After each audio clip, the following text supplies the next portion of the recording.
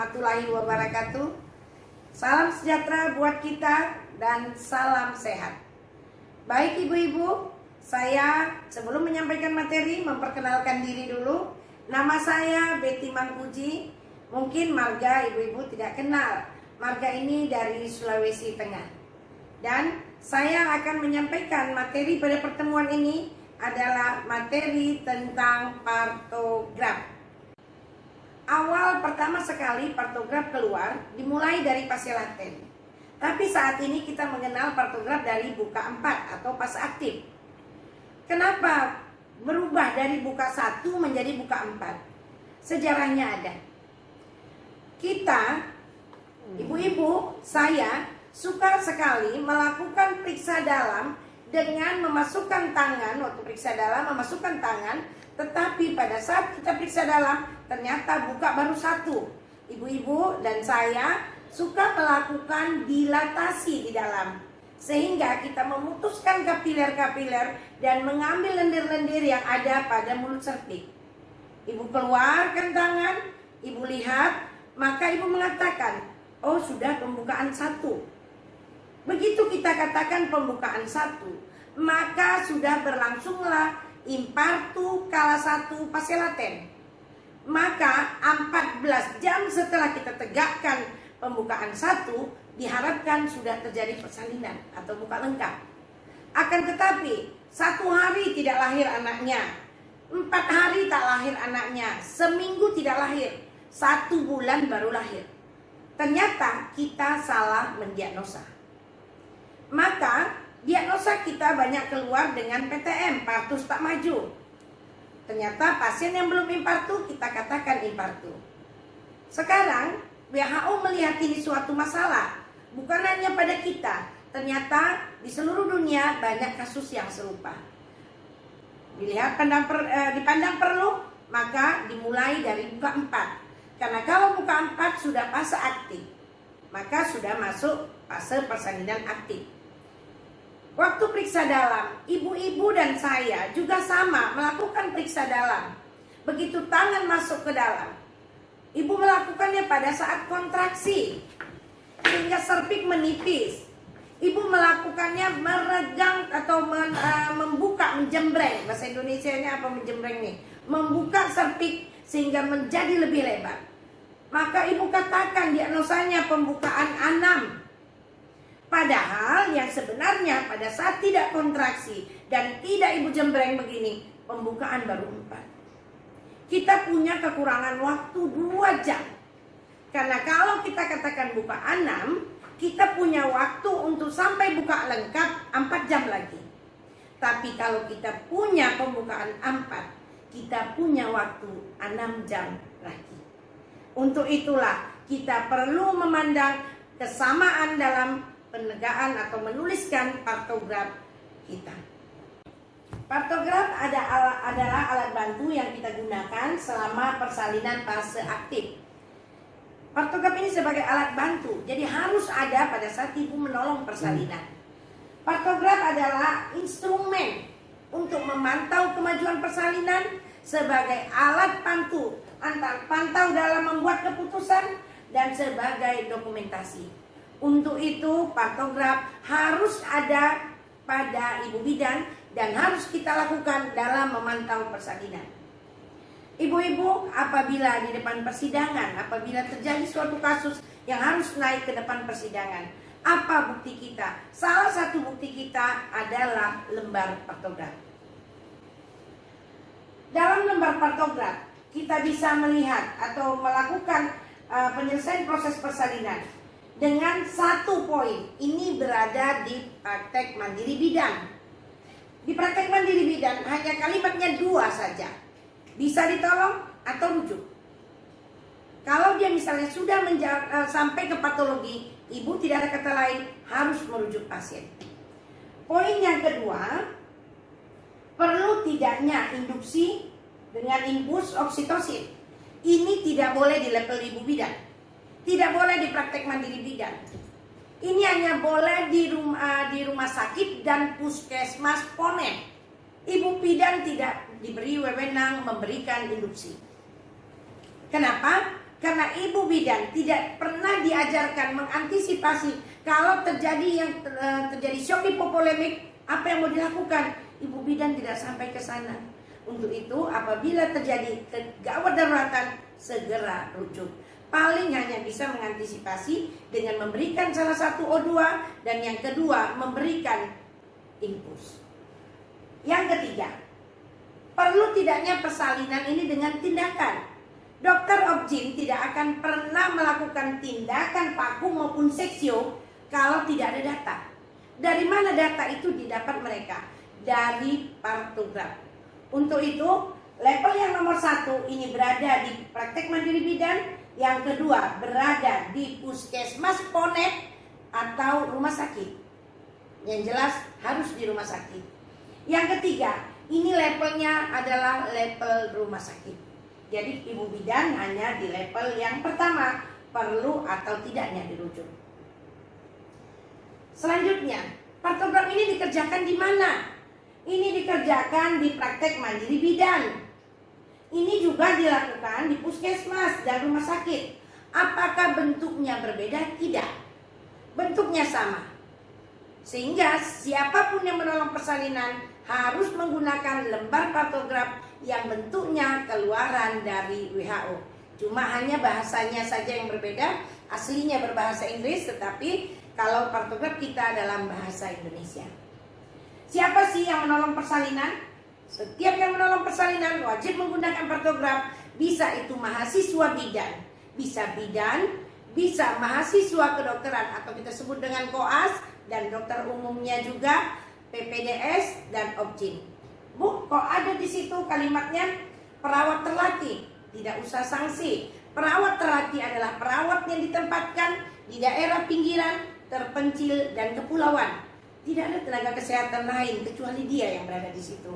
Maka dia diberi delegasi oleh kepala puskesmas, maka dia boleh menolong.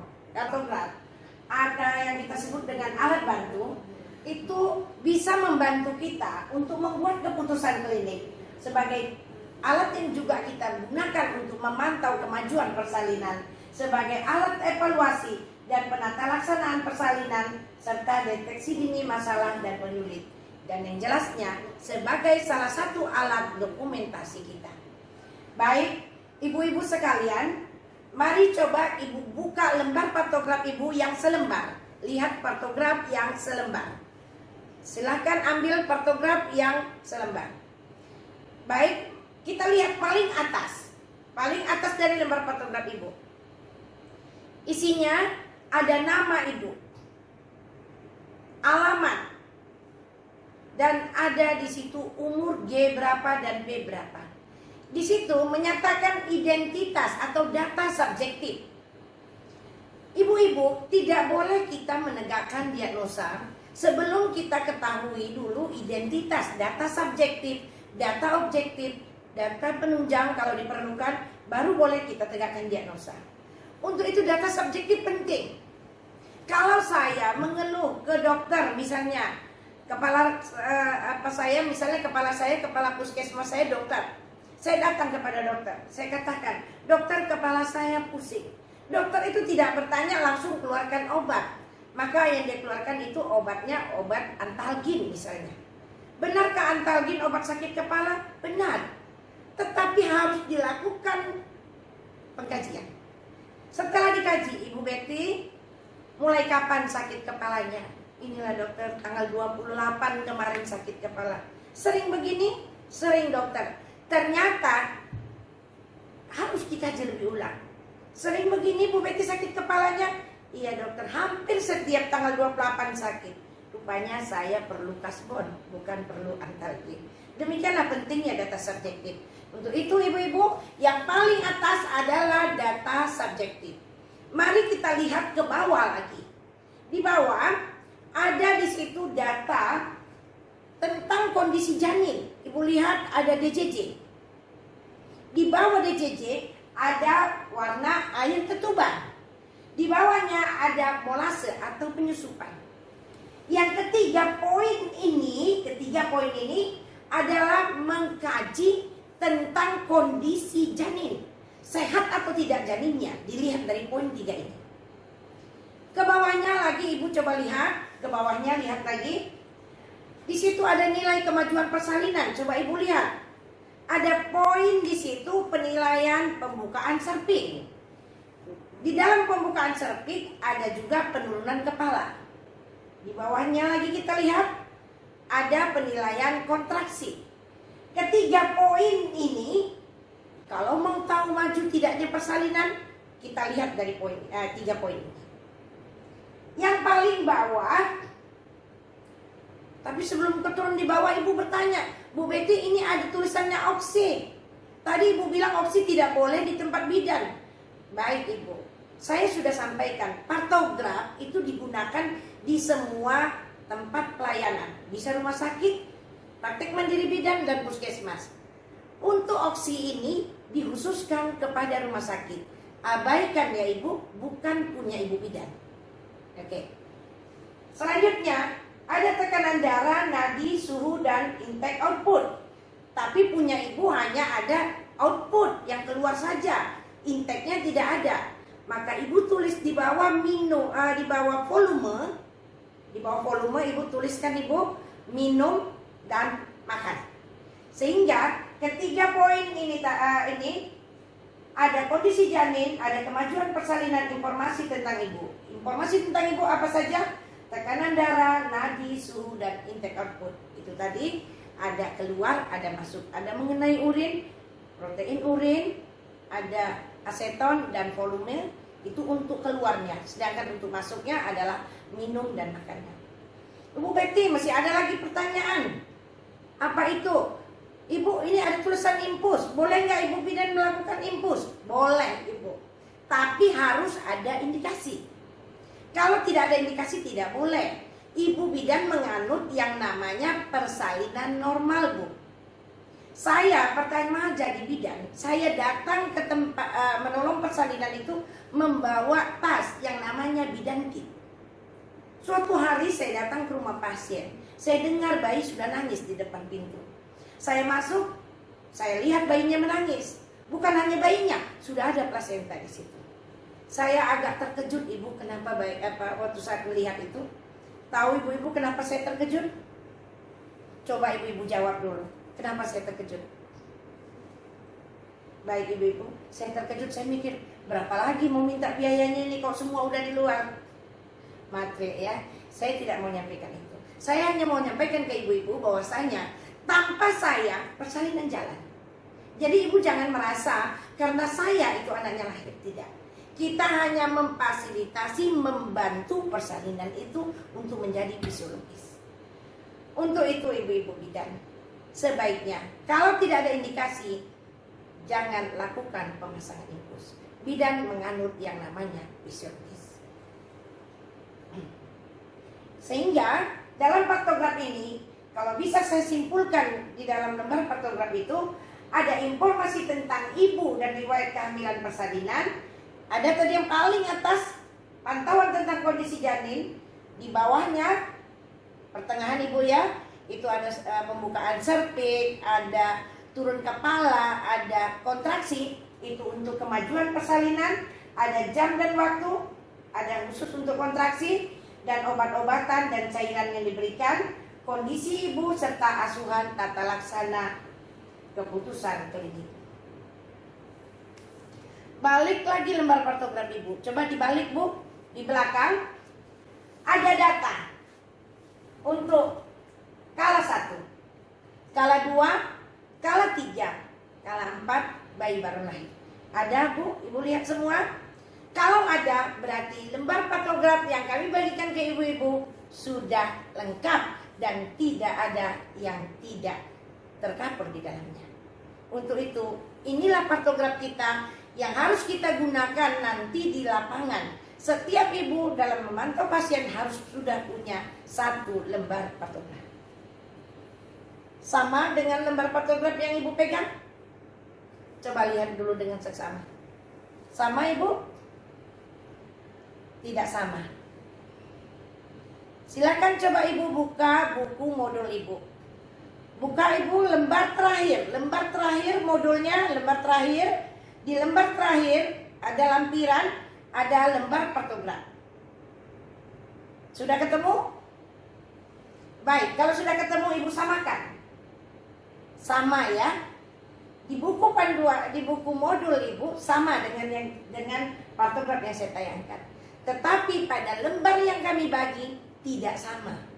Kenapa tidak sama? Pada lembar itu tidak ada garis hitamnya. Oke, garis hitam ini itu Bu coba lihat DJJ-nya angka berapa? Bu lihat angka berapa DJJ-nya? Angka 100 sama 180. Itu untuk rumah sakit Ibu. Ibu jangan mengirim pasien pada DJJ 100. Nanti di tengah jalan udah mati bayinya. Jadi kapan Bu? Angka kita hanya boleh di 120 dan 160. Itu kenapa pantograf yang kami bagi ke ibu-ibu, kami hilangkan hitamnya. Itu kenapa pantograf yang kami bagikan ke ibu-ibu tidak ada tanda hitamnya. Kalau yang ada tanda hitam ini berlaku untuk di rumah sakit. Kenapa? Karena mereka punya dokter anak dan ruang operasi dekat. Kita tidak. Kita harus mengirim sekian waktu. Itu kenapa kita punya hanya boleh di 120 dan 160. Dan yang lainnya yang berbeda adalah yang Ibu tulis tadi di bawah ini. Ada minum dan makan, itu tidak ada di lembar itu. Jadi Ibu harus tambahkan. Baik, mungkin itu Ibu yang lembar pantograf yang bisa kami sampaikan untuk materi. Selanjutnya kita masuk kepada kasus. Ya, kasusnya mari kita latihan bersama. Ambil pulpen, ambil pensil, raut. Raut dulu pensilnya. Raut dulu pensilnya, stepnya dibuka Bu. Keluarkan roll. Sudah? Sudah keluarkan rollnya? Oke. Mari kita latihan. Baik ibu-ibu, udah pegang pensil. Mari ikuti saya. Ikuti saya ya Bu. Tulis di sini nama ibunya Ibu Ani. Ibu Ani ya Bu. Umurnya 30 tahun. G2 P1 A0. Sudah? Tanggalnya, tanggal berapa hari ini Ibu tulis saja tanggal segitu. Jamnya, jam berapa Ibu lihat atau saya tuliskan aja jamnya. Kita tulis aja jam ini jam 8 pagi. 08.00. Alamatnya, kita tulis alamatnya, alamat rumah Ibu. Ketuban pecah sejak jam, Ibu bikin aja tanda kurang. Tanda kurang, berarti ketuban belum pecah. Mules-mules dirasakan, karena ini tadi kontraksi datang ibunya jam 8, maka mules-mules dirasakan sejak jam 4 tadi pagi. Tulis Ibu jam 4 tadi pagi. Untuk nomor register kita kosongkan saja. Baik ibu-ibu, sudah selesai untuk ini? Oke. Ibu-ibu, pedoman kita adalah pada garis waspada. Garis waspada ini. Kalau saya katakan bukanya 4, maka ibu cari garis waspada yang bersenggolan. Di sini ibu silang kodenya. Kalau ibu bilang bukanya 5, maka cari angka 5 yang bersenggolan. Di sini. 6 di sini. Jadi yang bersenggolan dengan garis waspada. Oke. Kalau dia misalnya buka 6 ini, buka 7 ini, buka 8 ini, buka 9, buka 10. Jadi kalau saya katakan buka 8, maka ini yang bersenggolan dengan garis waspada. Maka yang lain saya harus hapus. Ibu-ibu sudah siapkan pensil, rautan, roll, dan setip. Mari kita mulai mengisi lembar pantograf. Tapi ingat, ada pedoman kita. Pedoman kita pertama sekali, jangan pernah masuk lembar pantograf apabila belum tahu pembukaan cerpik. Jadi ibu tidak boleh masuk lembar pantograf kalau belum tahu pembukaan cerpik. Sekarang kita ketahui dulu pembukaan cerpik. Rupanya pembukaan cerpiknya kita katakan buka 5. Ibu maka lihat garis waspada.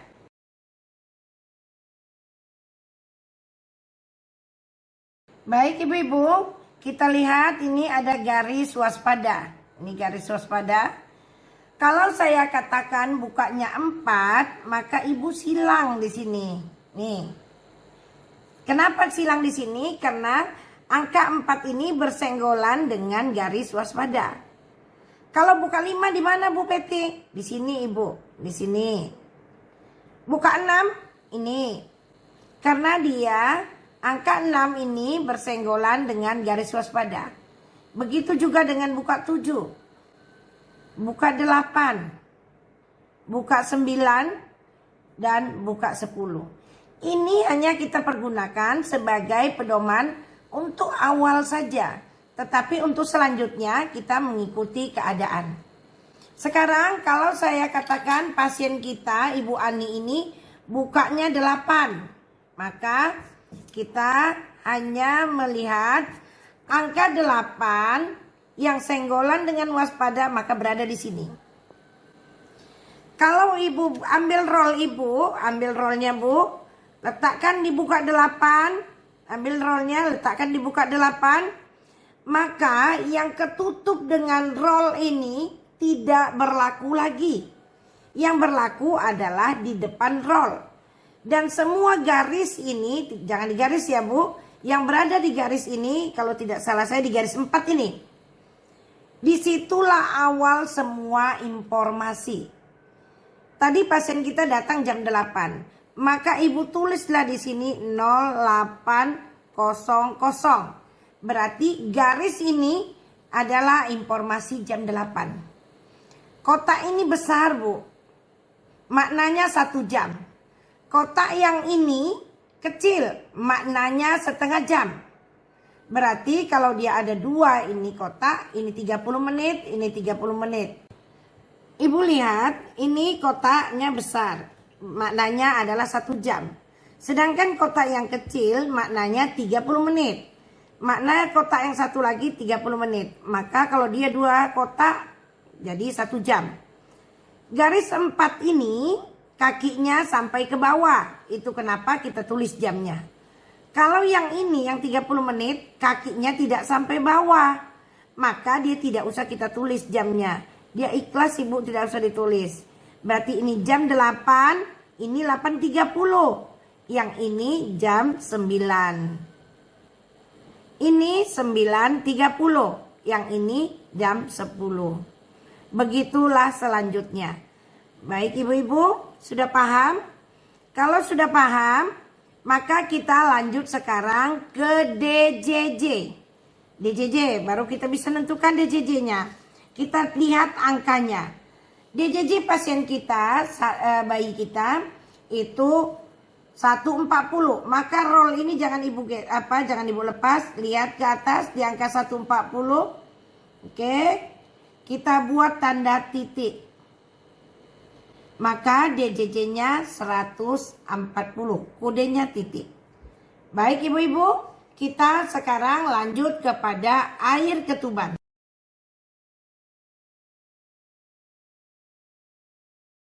Baik ibu-ibu, kalau kita sudah belajar tadi cara mengisi untuk pembukaan selpik, maka kita sekarang akan lihat bagaimana untuk mengisi kontrak DJJ. Yang penting tidak melewati angka 120 dan 160. Setelah kita mengisi denyut jantung janin, kita masuk kepada air ketuban. Ibu-ibu perhatikan saya dulu. Untuk air ketuban, kalau ibu periksa dalam seperti ada yang melawan, berarti air ketuban masih utuh. Tapi kalau ibu periksa, ibu lihat begini, wah ini air ketuban sudah pecah, jernih. Jangan bandingkan dengan air mineral. Jelaslah air mineral lebih jernih dibanding air ketuban. Ada sedikit keruhnya. Bayi janin dalam kandungan, dia mengkonsumsi air ketuban. Dia hisap, dia keluarkan, dia hisap, dia keluarkan. Itulah yang dikonsumsi oleh janin dalam kandungan. Apabila janin lahir, keluar mekonium, feses pertama. Warnanya apa ibu? warnanya hijau kehitam-hitaman. Kalau bayi dalam kandungan mengeluarkan feses, mekonium tadi, maka mekonium itu tadi, jangan ibu bayangkan dia menggempal di dalam kandungan, tidak. Air sifatnya mengikuti bejananya. Ini saya ambil contoh air ibu. Kalau tempatnya ini saya goyang, itu bejananya, maka airnya akan bergoyang di dalamnya. Untuk itu, dalam kandungan, feses yang keluar tadi, ibunya bergerak, maka air ketuban akan bergoyang.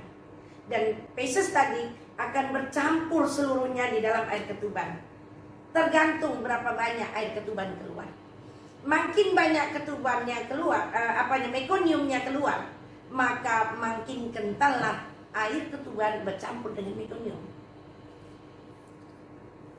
Kalau ibu periksa begini, keluar warna hijau, ibu harus tegas katakan, di dalam sudah ada mekonium keluar. Kenapa? Karena mekonium yang keluar tadi itu dihisap oleh si bayi, pasti bermasalah pada pernapasan dan ada saluran cerna bayi. Maka ibu begitu lihat hijau, katakan di dalam ada mekonium, jangan ragu, walaupun itu sedikit. Selanjutnya, kalau ibu periksa kok campur-campur darah, berarti ada darah di dalam. Sama dengan mekonium tadi. Bisa saja plasenta lepas duluan, belum waktunya, janin masih dalam kandungan, yang ibu kenal dengan solusio plasenta. Atau ibunya jatuh, terbentur, di luar tidak apa-apa, di dalam sudah ada robekan, ada darah atau ada pembuluh darah yang putus. Darah tadi masuk ke dalam air ketuban, sehingga air ketuban akan bercampur dengan darah. Ini yang dihisap oleh si bayi. Ini bermasalah pada bayi. Untuk itu apabila ibu lihat ada air ketubannya merah, tegas katakan ada darah di dalam. Jangan ragu. Ibu periksa. Kok kayaknya sulit tanganku bergerak, sementara bukanya sudah 4, rambutnya terabak. Ibu, kapan pecah ketubannya? Kemarin bu. Pasti, berarti sudah kering air ketuban. Ibu harus tuliskan di situ, Kak. Jadi apa yang ibu temukan di lapangan, bisa itu utuh, jernih, mekonium, darah, dan kering. Apa yang ibu temukan, itulah yang ibu masukkan ke dalam lembar patokan. Jadi kodenya U, J, M, D, K.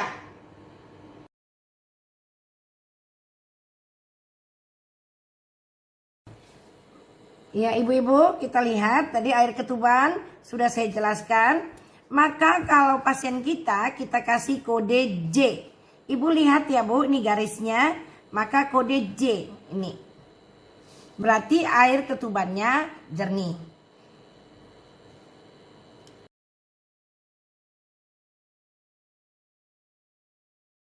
Molase ibu-ibu.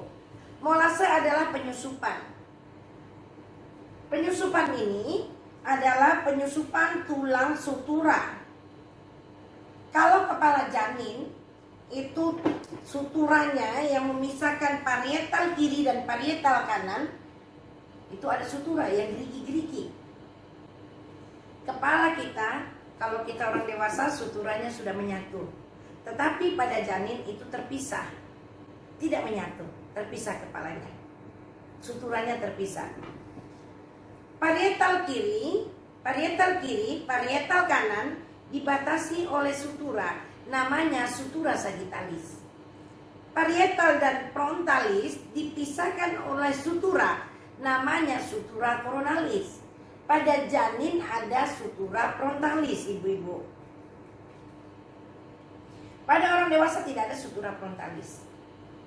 Pertemuan sutura frontalis, sutura coronalis, dan sutura sagittalis yang di tengah ini ubun-ubun besar namanya sama kita, atau fontanel mayor. Bahasa lainnya adalah brekma. Pertemuan brekma itu di tengah-tengah. Kalau bayi baru lahir, ibu lihat denyutnya, ibu lihat bu, berdenyut sekali ya kepala janin itu. Itu karena sutura belum menyatu bu. Kalau ibu mau cucuk gini kepala janin itu jebol bu. Kenapa? Karena sutura belum menyatu, terpisah.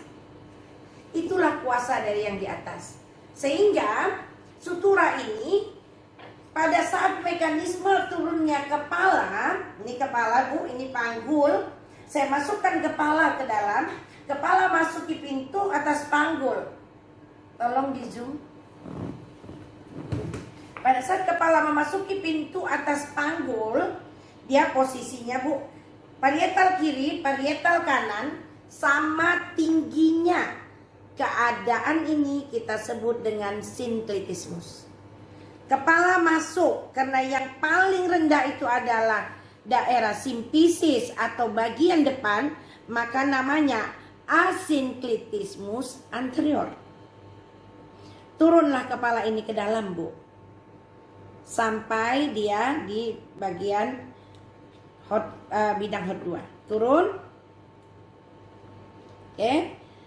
Setelah dia turun, bagian sakrum kan cekung di belakang Ibu.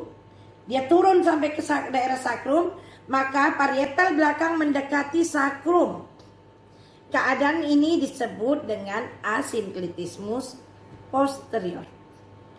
Dia turun, nggak bisa turun karena ada spina ischiadica di dalam.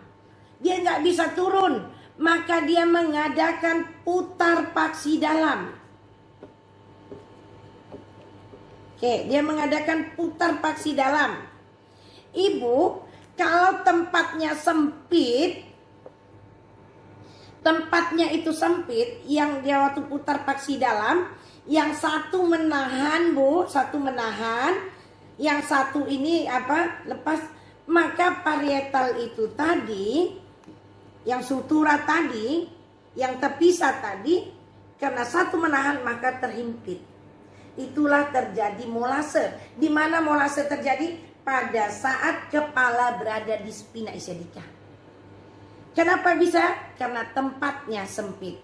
Dia mau berputar, yang satu menahan, yang satu berputar, maka terjadilah molase.